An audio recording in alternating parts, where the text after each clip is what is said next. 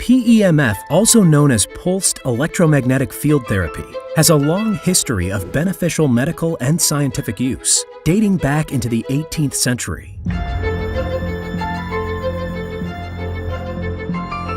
Emerging naturally in the world and being essential to sustain all life on Earth, PEMF has an extensive history of healing properties and is being researched, developed, and used daily.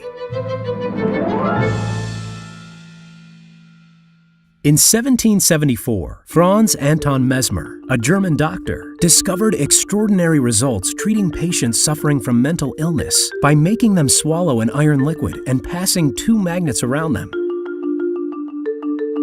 resulting in immediate symptom relief for several hours.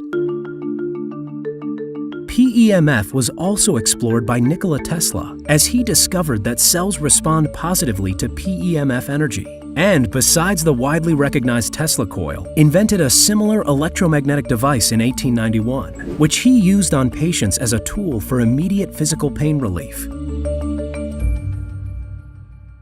3, 2, 1, 0. All engine running. Liftoff. We have a liftoff. NASA was amongst the first that researched PEMF technology and invested over $3.5 million in its research.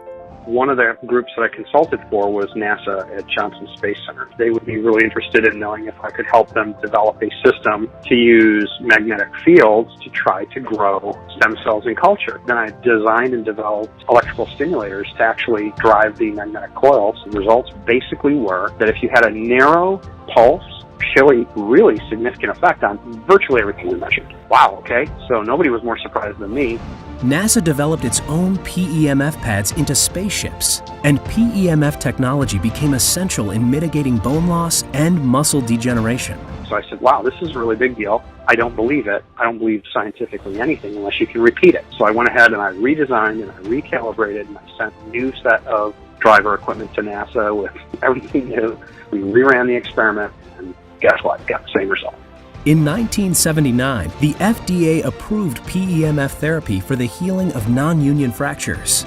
3 years later, they cleared low-powered PEMF devices called BGS, or bone growth stimulators, for human use. In 2004, the FDA approved the use of PEMF in cervical surgeries, and 2 years later for the treatment of depression and anxiety. And in 2011, approved PEMF therapy for the treatment of brain cancer. Just 1 year later, Novacure chairman and engineer Bill Doyle shared remarkable findings that the pulsating EMF had on soft tissue cells. These are Robert's MRIs, again, under only TT field treatment. This is a therapy that takes time to work, okay? It's a medical device. It works when it's on. But what we can see is by month 6, the tumor has responded and it's begun to melt away. It's still there. By month 12, it's essentially completely gone. And demonstrated tumor-treating fields as successful treatments for cancer patients.